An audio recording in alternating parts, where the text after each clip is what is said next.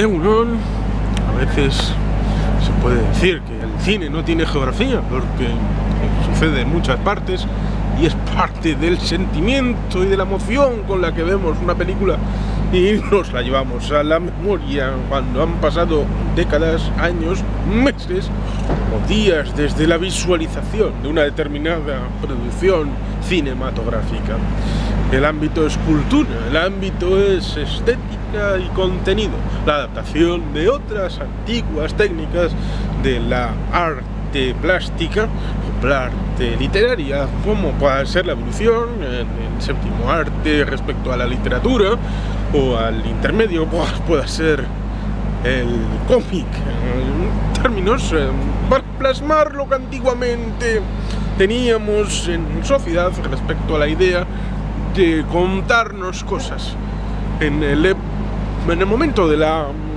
transición de ser nómadas recolectores a personas que vivían de la agricultura y después, tras haber salido de las cuevas y vivir en habitajes manufacturados, teníamos esa idea de por la noche juntarnos y compartir experiencias respecto a los que habían estado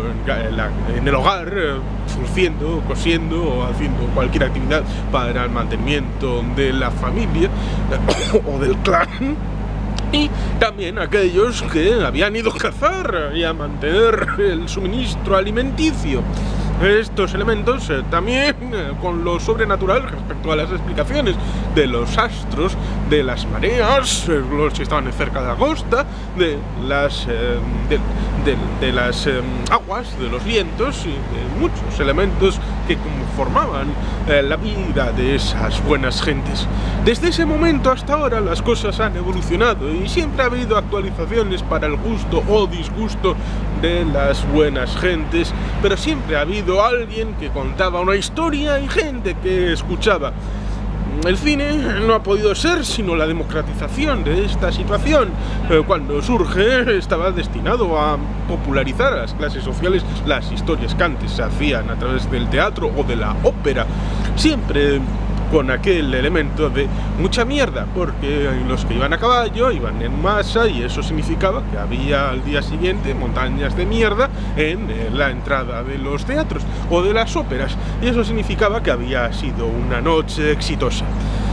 En el cine la gente se amelotonaba, incluso en los años 60, 70 y 80 también había sesiones continuas en las que uno podía entrar a mitad de película y luego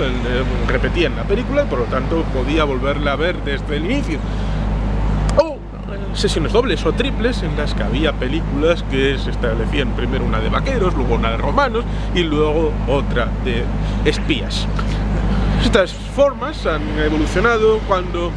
en principio había radio y luego había televisión y evidentemente había competencia para establecer esa dialéctica con los formatos de contar historias y recibirlas. También en casa la televisión acabó por hacer evolucionar el cine y hacer que cumpliera otro espectro de las circunstancias.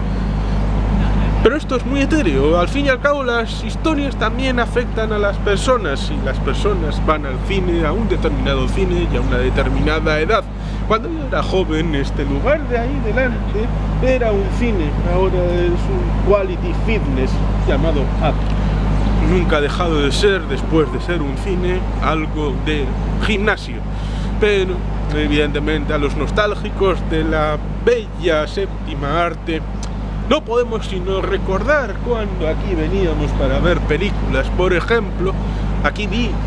precisamente una película en la que ha habido un meme respecto a una gran montaña de mierda como es Parque Jurásico, por una prima viendo aquí Parque Jurásico en el año 1993. Qué miedo pasando dentro, más ella que yo, lo cual es interesante recordarlo cuando pude volver a ver la película Parque Jurásico con mi mujer en Santander hace no tantos años. Parece mucho porque tenemos ahí una película de Steven Spielberg que la hizo en el mismo año que aquella respecto al Holocausto, aquella película de La lista de Schindler, que fue la que ocupó mayor espacio en la gala de los Oscars de la Academia, pero también tuvo sus efectos esa película El Parque Jurásico, que transformó la forma de hacer cine junto a Terminator 2 a la hora de transformar los efectos especiales y todas aquellas circunstancias a las películas que dieron un cambio de las películas de los 80 a los 90, y luego el croma y todo esto. Evoluciona, el cine evoluciona. Aún recuerdo cuando aquí, después de una situación de campamento de Navidad en el club Tiempo Libre en el que estaba, cerca de la parroquia, en Gazte-Tasuna, bueno, pues al llegar nada más, desembarcar del autobús esa Navidad, prácticamente al final del año, prácticamente el día 30 de diciembre de aquel año, bajé y lo primero que hice fue ir al metro para venir aquí a Las Arenas a ver aquí el show de Truman. Tenía ganas de verla en el cine. Ya la había visto, pero había una reposición en pantalla grande que no la había visto en el estreno. Muy poco después, creo que fue en el año 99 cuando se hizo aquí el Cineclub. Aquí se hacía Cineclub en Getxo. Y aquí vine corriendo, porque la parada del metro está por ahí abajo, ir corriendo por aquí para venir y entrar al cine y ver esa magnífica película con Ed Harris y con, evidentemente, Jim Carrey como protagonista de esa película, que poco después pasó lo de Operación Gran Hermano, que yo tuve la idea, y lo hice, de eliminar el canal del 24 horas del Quiero TV que teníamos en casa y de eliminar Telecinco de mi parrilla de televisión, porque no quería ni siquiera por un solo minuto contaminarme con esa bazofia. Pero la película sí estaba interesante. Resulto a recordar, podemos recordar otra circunstancia legítima, como es el cine donde ahora está la Caja Navarra en la zona de Alango, en Algorta. Ahí tuve dos vivencias que quizás sería interesante ponerlo en contexto allí, pero da igual, aquí está un cine que era con cariz público y aquel era un cine particular. Por lo tanto, prefiero decirlo aquí, en frente del ámbito público, que ha convertido en gimnasio antes de poder desplazarme más cerca de mi hogar y decirlo allí. Allí, en el año 1997, asistí a la forma de estreno de esta película llamada Titanic, esta película que fue más cara de hacer que haber realizado una réplica del egregio transatlántico, lamentablemente hundido en el viaje inaugural en 1912. Un transatlántico que ya fue objeto de conversatorio en este canal, pero que recuerdo que esa forma en aquel cine resultó curioso, porque en la entrada yo había tenido la previsión de haber ido con mucha antelación y estaba formalmente el número 2 de la fila, pero cuando llegó la hora de abrir la taquilla me encontré con que el número 1 tenía 50 amigos y entré bastante más tarde. Recuerdo también una cosa curiosa de esa película, que era que hubo intermedio. Sí, hubo intermedio en la mitad de la película para ir al baño, al excusado, para hacer pipí, para orinar. Cosa que se solía hacer en las películas de los años 50, tipo Ben-Hur o Los 10 Mandamientos, pero que no era tan acostumbrado en la época contemporánea. También recuerdo que en ese cine pude ver la reposición de la película Star Wars Episodio 4, es decir, la primera cronológicamente, que se estrenó el 25 de mayo de 1977. Una gran película. Le metió mano el señor director George Lucas por estas cosas que tenía respecto a las técnicas, al croma, y añadir chiringuitos y cositas así graciositas, cosa que no merecía la pena en la producción histórica, que era basada en maquetas y en cosas manufacturadas. Pero pude hacerlo, ver esa película en pantalla grande poco antes de que en la época del verano, de agosto de aquel año 1997, ese cine llegara a su fin y cerrara sus puertas. La geografía del cine es la geografía de la memoria de las personas. Aquel cine, con otras películas que había visto previamente, pero que ya no me acuerdo cuáles fueron. Lo mismo que en este cine de aquí, que era Cine Club, en el que recuerdo esas dos, Parque Jurásico en 1993,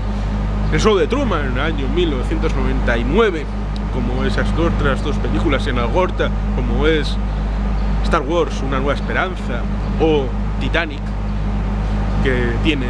el récord de 11 estatuillas junto con otras dos películas como la culminación de las más premiadas. Aquí también vi otras películas, pero tampoco recuerdo. Bueno, son cines donde vives una experiencia colectiva junto a otras personas con las que estás viendo la película, una experiencia que te la llevas para el resto de tu vida, de un momento, y por lo tanto los cines ameritan que sobrevivan. Tal vez cambien la forma de enfocar el negocio, tal vez cambien la forma de estructurar la idea de llevar una película a una experiencia colectiva, pero al fin y al cabo, cuando vas al cine, vas a ver una película con otra gente y poder compartir la forma en la que ves esa película y poder luego comentar esa película, tal vez volviendo a casa o tal vez tomando un tentempié. Y por tanto, el cine se ve en el cine, y esta simple reflexión es la que quiero trasladar. Porque ahora pareciera que hay simplemente películas de superhéroes de Marvel y de DC y de Marvel, pero hay otras películas que tienen corazón, que tienen alma, que transmiten una sensación y que transmiten una memoria y un recuerdo de otras que pudiste ver en el pasado, sobre todo para alguien que puede ser de los años 80 como yo, que nací en 1982, como esas dos grandes producciones como Ghostbusters Afterlife o Top Gun Maverick, dos películas que son herederas de películas de los años 80, con alma de los años 80, actualizadas y con esperanzas para el público de 2021 y 2022,